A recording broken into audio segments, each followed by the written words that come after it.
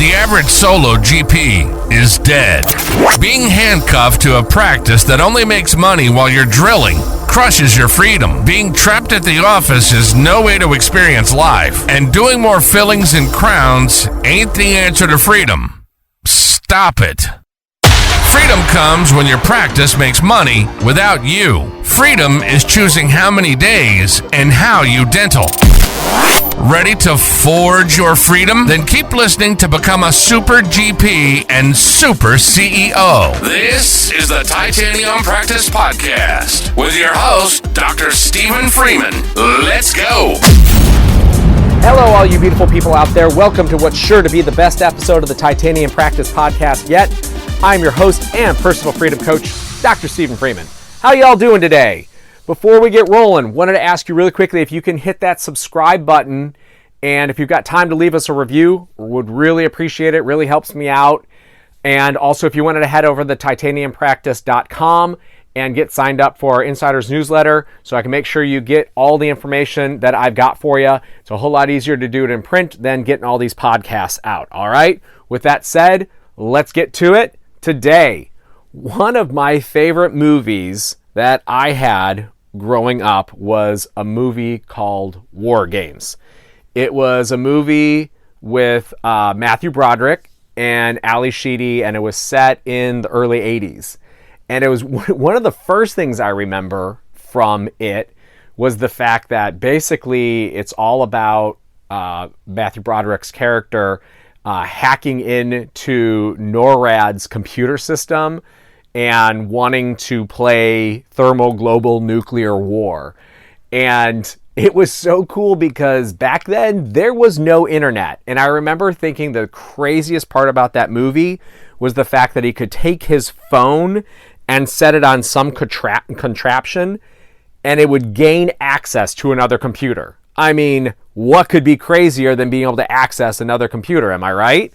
But again, this was, the 1980s. This sort of thing, never actually happened. And through the whole thing, obviously Matthew Broderick ends up saving the day and, saving his own ass for that matter. And at the very end, this computer asks, would you like to play a game? And games were always a huge part of what my family did. We are hyper competitive people. And I was raised with the mantra of everything's a competition, and if you don't think that it's a competition, that just means you're losing. That is how we were raised, and my sister and I were pitted against each other in pretty much everything we did. It was kind of this whole thing of like, fight for your parents' love and affection. And if that sounds pretty crazy and unhealthy, well, it probably was. For the most part, I think my sister and I turned out fairly well adjusted, so maybe it's not that bad. But on paper, when you say it out loud, it sounds pretty crazy and not a great way to live. But we played board games like there was no tomorrow. That is what our family did and still to this day does for entertainment. My favorite was Monopoly. I'd pay my sister my allowance, which I think was like $2 a week, to play with me. And of course I never actually paid her. And to this day, I still owe her all this money from the times that I said I was going to pay her for playing Monopoly with me. But I loved it. I loved building stuff in that game. I loved buying the property. And to this day, I still love property. Right then and there, I could see it all. I wanted to build things, buy property. It was all rolled into, and I was always the car. I know that sounds like dumb and cliche because I know some people always want to be like either the top hat or the whatever, but I always wanted to be the car. So I wanted a car, I wanted to build things, wanted to own property, and all those things are still pretty true today, and it's funny because it's all like wrapped up in a game. But we were very, very, very focused on playing games, and we still are to this day. Whenever we get together, it's pretty much, okay, where are we going to eat and what games are we going to be playing? And even to this day, it's just what we do. And it was funny because my sister probably beat me about 60% of the time, and I won about 40% of the time when we were playing. And then comes along my wife. Now, my wife and I have actually known each other since about 5th grade. But we've been married now for coming up on 22 years here soon, which is scarily enough almost half my life that we've been married at this point in time. But when she came along, she like won all the games, and it doesn't matter what game we play, my wife wins it. It's pretty nuts. But fortunately, she's really kind of helped me win at the game of life, the real one, so to speak. And I always think back to that, and that's one of the things that I've incorporated into my practice is how can we gamify things? What can we do to incorporate games into the practice? A, first of all, because I like playing games. B, it spices things up. There are other people in your practice who are also very competitive. They like the idea of competing. What we do can get very monotonous. Think about a class 2 composite. Num, prep, band, wedge, etch, bond, cure. I mean, think about it. Gosh, that's so boring. Now, like, think about if you're the other person sitting on the other chair and now you're just suctioning for that and you got to hand the microbrush and bleh. Okay, so what we do is very, very repetitive and very, very monotonous. So you've got to break it up. What are the things you can do to gamify the day? And you probably can't do this every single day or every week or whatever it is that you want to do. I prefer shorter increments, so I prefer trying to do something in a day versus saying a week or a month or something along those lines. And it kind of depends on the prize, so to speak. The bigger the prize, probably the longer you need to do it because you need to make sure you're getting your return on investment. You really should be focusing on a return on investment of about 5x to 10x of whatever it is that you're doing. And it doesn't need to be the entire office. Everyone's office is very different, but I've got lots of different departments, so to speak. I've got the insurance department. I got the front desk. I've got a bunch of hygienists. We've got a bunch of doctors. We've got a bunch of assistants. I don't remember if I said insurance or not, but all the different departments that we've got can have a different game going at different times to spice things up. You may want to be focusing on patient reviews. Sometimes that would be included in doing it as a whole office thing, or you may just give that to the front staff and say, hey, when the patient checks out and they give a compliment, their job is to then ask, hey, we have this raffle going on for this little gift basket. It doesn't need to be anything crazy, but think about how easy would it be to buy a $50 gift card to Massage Envy or the local massage place and some smelly soaps and lotions and foo-foo things to throw in there and say, hey, and we enter you into a raffle if you do this and off you go. It's super simple to do. The patient wins, you win, and then you keep track of, you even tell them, hey, mention, my name in the review so that we can count it and they know it. And it's real super simple to do. And then you can also then reward the person who's giving or who ends up winning and getting the most reviews with a $50 gift card to say Amazon or something like that. They love this stuff and they go crazy for it. And some love it more than others. But when you get an ultra competitive person competing to win, they don't necessarily care what the prize is. The prize for them is just simply saying, I won. So it doesn't matter what the prize is. They just want to be able to say that they won.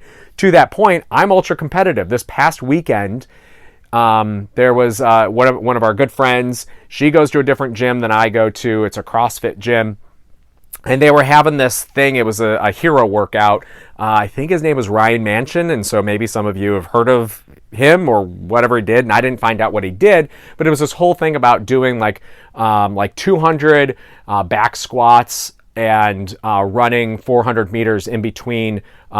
Your reps were 29 and you go run 400 meters and come back and do another set of 29 up until you got about 203, I think was the final number of back squats that you did at 135 pounds. Well, like, to me, I was like, she's like, oh, you get mentioned, you win a prize and blah, blah, blah. I'm just like, I don't care about the prize. I just want to be able to say that I won and I beat those people. I don't even go to that gym, and I kind of wanted to know, like, how do they do and whatnot. And I ended up winning. I don't go there. I actually, most of the stuff that I do ends up being on a Smith machine. And if you know what a Smith machine is you're just like, that's kind of a joke that someone who does, a free weights would end up being able to lose to someone that does this all on a Smith machine. It's kind of a chintzy way of working out, but it's the best place that I've found that works for me in my life right now. So, but at the same time, I was just excited to be able to look at a whole CrossFit gym and know that I did better than they did. And I thought that was pretty damn cool. And I didn't care about the prize that went along with it. In fact, I don't even remember what it was at this moment. But the point is that ultra competitive people will just want to win, and so they will try to rack up as many wins as they possibly can, and so that they can just say, I won. You can do other things. You can have a whitening raffle. So we use Opalescent Go, I believe. It's the ones with the suck down trays. It's super simple to sell. They sell like hotcakes in our office. They work fairly well. They're not amazing, but they work fairly well. It's kind of one of the best things that I found too, that when you combine simplicity with it, they literally put this, one size fits none tray into your mouth and kind of suck down into it, and it whitens the teeth, and it does a pretty good job of it, which is good. But they can sell these things like there is no tomorrow because it's a low entry point to it. It works well enough. And if you get, say, the hygienist involved and say, hey, I want you to focus today on how many of these you can sell, you will sell a ton of them. Now, if you did that over the course of a month, then the first day they're going to sell a bunch, they'll have a decent amount the second day, and then you will sell the same number amount you did those first 2 days the rest of the month. So that's why I prefer to focus on something that's real simple to do, say in the very short term, because the enthusiasm wanes as time goes by. You can even do things for if you've got a treatment plan, like I've got treatment plan coordinators. And so sometimes what we do is we say, hey, let's see how many crowns we can do today or say this week, because what they do then is they hop on the phone and they try to get as many unscheduled crowns that we've got onto the schedule. So I'm not saying you go out and you manipulate, something and you say, well, maybe it should be a filling. Now let's turn it into a crown, to just get it as a crown. I'm saying these things are already in your charts. You just need to get them on the schedule. Okay. So that's a good one. Then I normally do that one for like the course of a week, and you know how many crowns you normally do within a week. And so you can have a kind of a good idea on what it is that you would normally do, so you can figure out kind of your ROI from that. For something bigger like that, you might want to do something. We've done it where we'll either take, say, the treatment plan coordinators, or maybe a specific treatment plan coordinator did a really good job, and we'll take them to the mall and say, like, here's $300 you have, and if it's great if it's a group, because you say, we're going to take the treatment plan coordinators, we're going to go to the mall, and you've got $300 and you have to spend it on yourself. The vast majority of these women in your office are mothers, and so they are so used to spending money on their kids and other people. I make them spend it on something for them. It cannot be something for the house. It cannot be something for their kids. It has to be for them. And so pretty much it has to be something fun. You stay in a group and they have a certain amount of time that they have to spend the money, because what we're going to do is say, hey, we're going to knock it off at about 3:30, 4 o'clock. We're going to go have some cocktails, have some appetizers, and maybe either dinner or just head on home after that. That's it.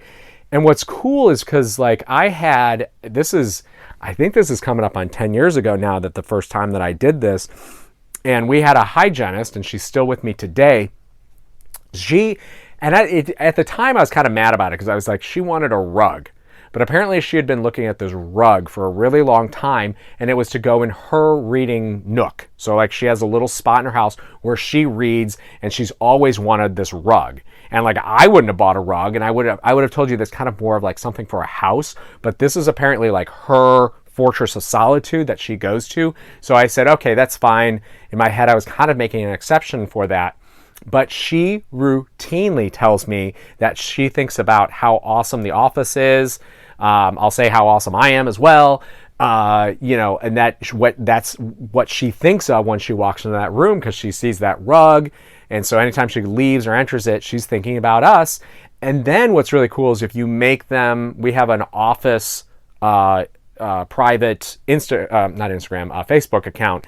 And so that these things come up yearly as a reminder of, hey, they took a picture, and then they're reminded, and a lot of time I'll get text saying, hey, it's been a year, really appreciate it. That was awesome how we did that thing, great bonding experience, and blah, blah, blah, blah, blah, blah. And it turns into this great culture thing. Like, this is what we do. We have fun, we play games, we go out and eat, and those are always amazing things that really help strengthen culture and retention. Because how is she going to feel? Like, I'm not saying that a rug's going to stop someone from leaving. I understand that. I get it. It'll make them think twice, because people are afraid of change. People are very afraid of change, and they know how they're treated in one place. And if they go somewhere else, they may be treated completely differently, even if they're going to get $1 or $2 more an hour. And so they get very fearful of that. And I do typically find the older staff are the ones who are much less likely to leave over a couple of bucks. So it's kind of tough to overcome with maybe some like early 20-year-olds. But we definitely have had folks now who came to us in their early 20s who are now in their, early 30s then. And they've been with us for a very, very long time. And they talk about all these things. And it gets new people excited as well. It's something you can talk about when they come in. Oh, it'll be awesome. We'll do this game, and then you'll win something, or we'll go to the mall, we'll go out to dinner, or another great one. So we've got, you really want a team bonding experience? Say they need to hit a certain goal, and you're going to take them to, we've got Universal Studios down in Orlando, and they do this Halloween Horror Nights thing, and you want to bond people. You literally bond them together when they're scared out of their minds and they're hugging each other and clasping onto each other. When the guy runs around with the fake chainsaw or whatever that's making the noise, and they're scared out of their minds, like they literally bond to each other in that moment of fear, and it's just it's an amazing experience. So if you've got like a haunted house and around Halloween time, go do that. I mean, the Hollywood Horror, the one down in Orlando is pretty expensive. So, for us, we kind of make it, we have to hit a certain amount in order to do something like that. But most of the local haunted houses really aren't that expensive. And if you want to bond people together, that is the way to do it. Scare the hell out of them. So take them to a haunted house sometime. You can make them earn it. To me, I mean, a lot of the local haunted houses are only like $20 a people. So really, how much is that going to cost to go and do that? And take them in a limit. Like if you've only got a 5-person staff and it's $20 a head, rent a freaking limo and go do this thing so you can have a couple of drinks along the way, and at dinner, afterwards, or before, whatever, set it up however it works for you. That's a great night.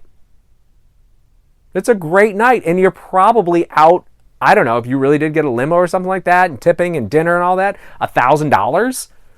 Do you know how much it costs to replace an employee? Holy crap, the ad by itself can be $1,000, let alone creating a memory and experience for your staff and your team. And you paid for the thing already, because if you incentivize them to do this, where again, maybe it was a review contest or a crown contest or a whitening contest, or the insurance department needed to be at 105% collections, or whatever number you want to make it to be, you've already paid for it. You already paid for it. So heck, I mean, it's free at that point in time. But you've created a retention strategy that you didn't have previously to that. So it's just a really great way to get the team on board.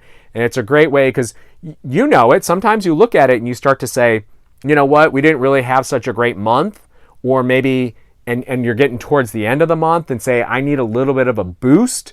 So what can you do to gamify the situation to say, you don't go and say, hey, I'm $5,000 short. And you never, ever say that to your staff. You never say, I'm $5,000 short, so we're going to do X, Y, Z. You just do it because you want to see that bump. You need to do that for your cash flow of saying, I need about $5,000 more to make this month really something worthwhile, or not to lose money for God's sake, or something like that.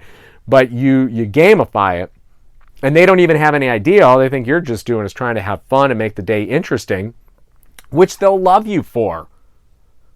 And you don't necessarily have to be the one to set this up. There's got to be someone in your office that's really good at this and wants to, they'll be like, oh, and it'll be the ultra competitive person too. It's like, oh, I'll come up with something, and maybe they'll come up with a bunch of ideas. And I've talked to you before about the 10-80-10 rule. You come up with the idea, hey, we're going to gamify something, and I need your help. And you go to that person, I need your help in coming up with a game so we can do this. And maybe you even need to incentivize them just a little bit and be like, hey, here's $50, come up with a game, or come up with a list of games that we can play this year. Have them come up with, 10 of them or something like that. And we're going to play these games throughout the year. And then they bring you the ideas, and then you just kind of fine tune it to make sure that it works for you. Because they're not going to be thinking about the ROI portion of it. They're just going to be thinking of fun games to play. You need to tweak it and fine tune it in that last 10%. They're going to do 80% of the work, and you're going to fine tune that last 10% of the work then, so that it fits right for you, and the ROI is going to happen so that you can get that bump. So my whole belief is about creating as many win-wins as you possibly can. The more people you help, the more money you will make. How great is that? You get helped. They get helped. Everybody wins. It's great. It's absolutely fantastic. And so if you make the day more fun in a way that increases your revenue and hopefully then profit, you've made a more exciting day for them, and you've made more money for yourself, and someone's going to win that contest, and they're going to make money off of it. It's a no-brainer. It's an absolute no-brainer to do, okay? So that's my encouragement for you today. Again, if you can hit the like and subscribe button, and tell a friend. If you've got a friend that you think would benefit from this information, I'd really like to have them listening with us. And if you head on over to titaniumpractice.com to set up for the Insiders newsletter, I'd really appreciate it. All right, until next time, my friends, appreciate it. Thank you. Have a good day. Bye. You've been listening to the Titanium Practice Podcast with your host, Dr. Stephen Freeman. Please hit the like and subscribe button and follow us on Instagram, Facebook, and YouTube at Titanium Practice. Questions or comments? Send an email to info@titaniumpractice.com. Join us next time to help turn your average practice into a titanium practice.